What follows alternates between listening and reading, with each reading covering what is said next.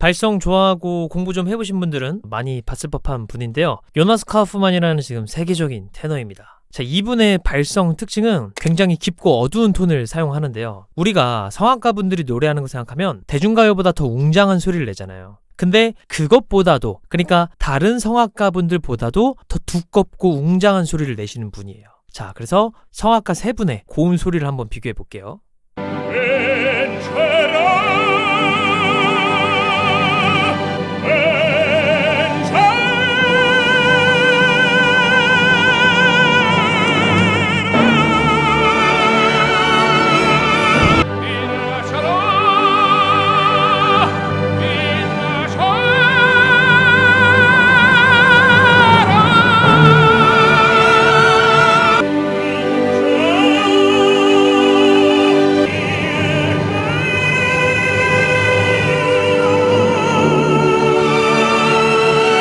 확실히 요나스 카우프만의 소리가 제일 묵직하죠. 마지막 들으신 플라시도 도밍고의 소리는 쨍하게 찌르는 느낌이 있고요. 자, 근데 제가 오늘 이 영상을 만든 이유는 이 세 분의 고음을 비교하기 위해서가 아니라 따로 있습니다. 과연 저렇게 두꺼운 목소리로 고음을 치는 사람이 무대 전에 워밍업 할 때는 어떻게 할까? 라는 내용을 한번 만들어 보려고 해요. 그래서 노래하는 것만 봐서는 이런 식으로 두껍게 풀 것 같은데 어떻게 푸는지 한번 봅시다.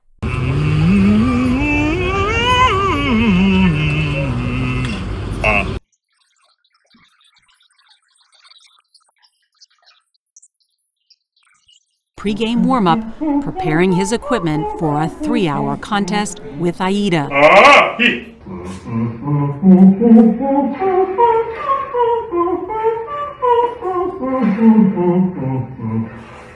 제가 정말 입이 닳고 지겹도록 얘기하던 거, 여러분들도 알고 있지만 많이들 간과하고 안 하는 거, 그걸 하고 계시죠. 성도 반패스 훈련으로 저음부터 고음까지 연결을 하고 있습니다. 노래할 때처럼 하는 이런 소리보다 주로 얇고 가벼운 소리를 많이 내고 있어요.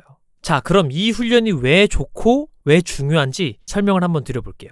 우선 첫 번째로 성대가 더 쉽게 일을 할 수 있도록 도와줍니다. 소리가 나가는 걸 제한하게 되면은 성대에서부터 입까지 압력이 형성되겠죠. 다 빠져나가지 못하고 어느 정도 막혀 있으니까. 다들 아시겠지만 이걸 성문상압이라고 하는데요. 성문상압이 높아지면 내가 평소 하던 것보다 호흡을 덜 밀어내도 더 효율적인 진동을 만들어낸다는 거죠.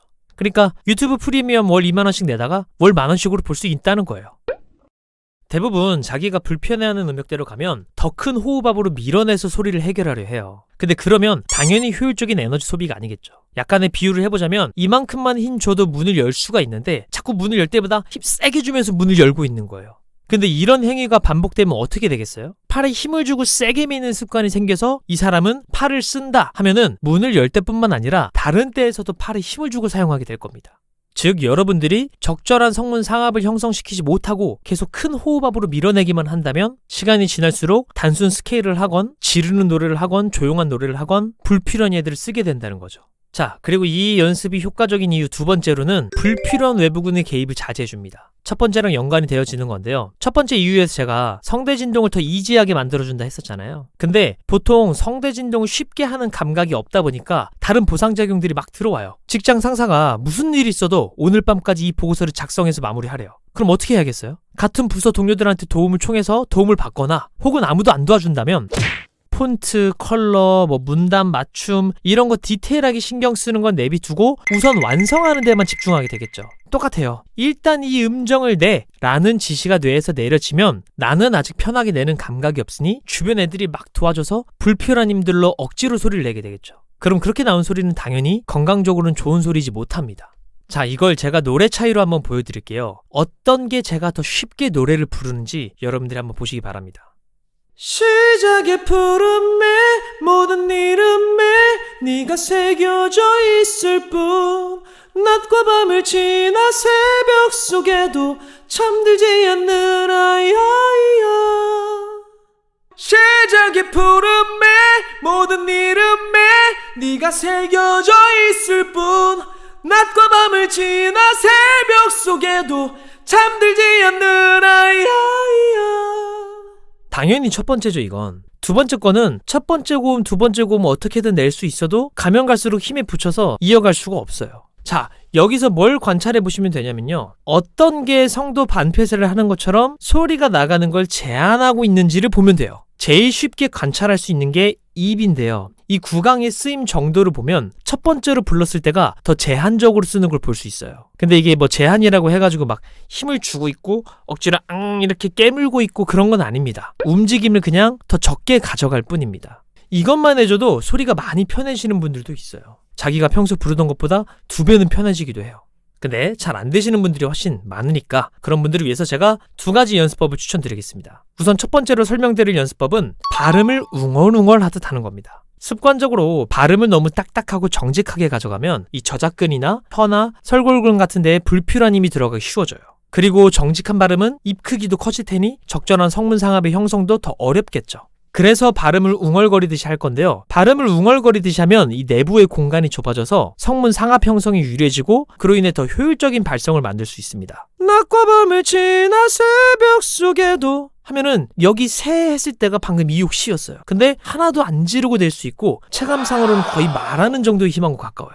이 감각을 충분히 훈련하면 아까 제가 보여드린 것처럼 더 편안하게 노래를 할 수 있습니다. 낮과 밤을 지나 새벽 속에도 이렇게 하는 게 낮과 밤을 지나 새벽 속에도 이렇게 피지컬로 밀어붙이는 것보다 훨씬 성대 진동을 효율적으로 하고 있는 겁니다. 우리 근육의 쓰임들이 효율적이어야 당연히 건강한 발성이 나오겠죠. 그리고 2번째로 추천드리는 연습 방법은 입에 젤리나 초콜릿 하나를 머금었다고 생각해보고 노래해보는 거예요. 자, 여러분들 입안에 젤리나 초콜릿이 있다고 지금 한번 상상해보세요. 여러분들 혓바닥 위에 젤리나 초콜릿이 있어요. 그럼 그 상태에서 한번 발음해보세요. 그럼 이런 식으로 약간의 제한이 생기겠죠. 그리고 평소 말할 때랑 발성을 비교해보면 좀 더 가볍게 소리가 나와집니다.